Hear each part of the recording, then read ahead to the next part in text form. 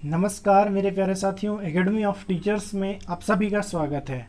आज की वीडियो में हम लोग पढ़ेंगे संस्कृत प्रत्यय, जो कि बहुत ही इम्पॉर्टेंट है, जो कि विभिन्न प्रकार के बीएड एंट्रेंस, इसके अलावा विभिन्न प्रकार के टीचिंग एग्ज़ाम के लिए इम्पॉर्टेंट है। उसके साथ ही अगर आप किसी स्कूल में पढ़ते हैं तो उसके लिए आपके लिए इम्पॉर्टेंट है। कुल मिलाकर के जहाँ कहीं भी संस्कृत व्याकरण से संबंधित प्रश्न पूछे जाते हैं वहाँ प्रत्यय जरूर ही पूछा जाता है।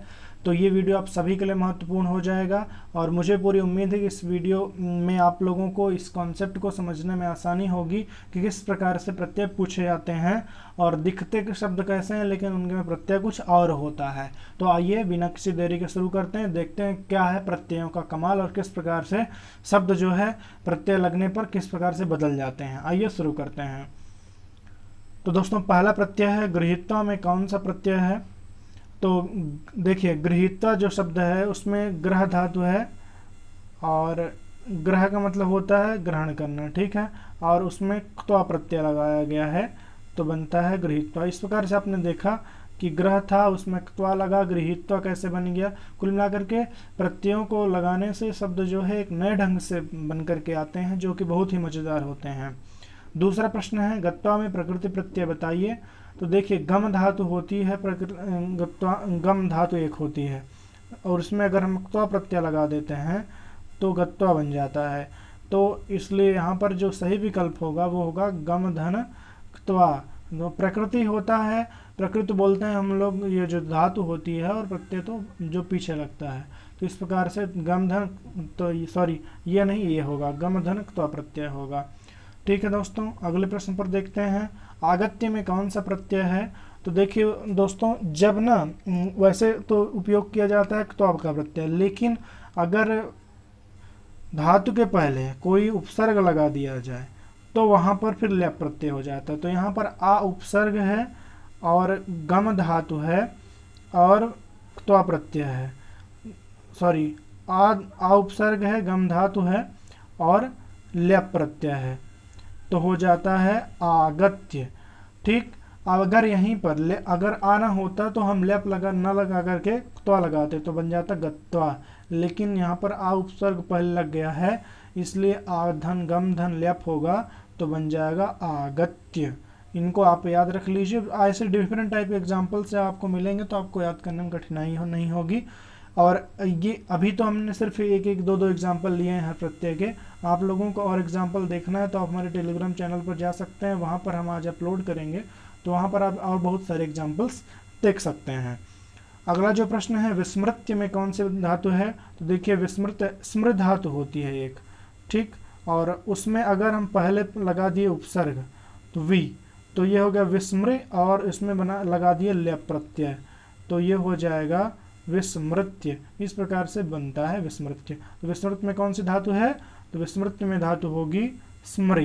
ओके दोस्तों, दृष्ट धन तुमुन क्या होगा? एक तुमुन एक प्रत्यय है और दृष्ट धन तुमुन जब करेंगे तो बन जाएगा द्रष्टुम, ये आपको याद रखना होगा। ठीक है दोस्तों, अगला प्रश्न है गातुम में प्रकृति में प्रत्यय क्या होगा? प्रकृति मैंने बताया था आपको धातु होती है और गय धातु होती है एक, गय का मतलब होता है गायन करना, सिंगिंग, और तुमुल प्रत्यय लगा देते हैं तो बन जाता है गातुम। तो इसमें गातुम में प्रकृति में प्रत्यय हो जाएगा गय धन तुमुन।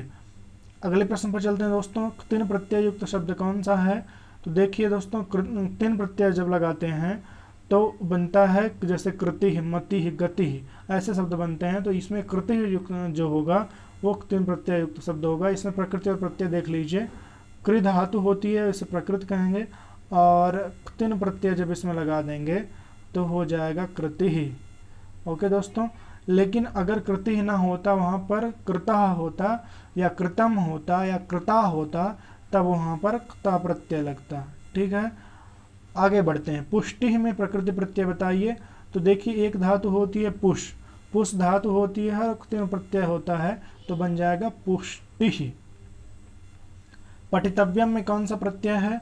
तो पठ धातु होती है, उसमें तव्यत प्रत्यय जब लगाते हैं तो बनता है पठितव्यम। ध्यान दीजिएगा इसका तीनों लिंग में अलग अलग रूप बनता है तो ध्यान दीजिएगा, कंफ्यूज मत होइएगा। अगर स्त्रीलिंग है तो मान लीजिए पठितव्या,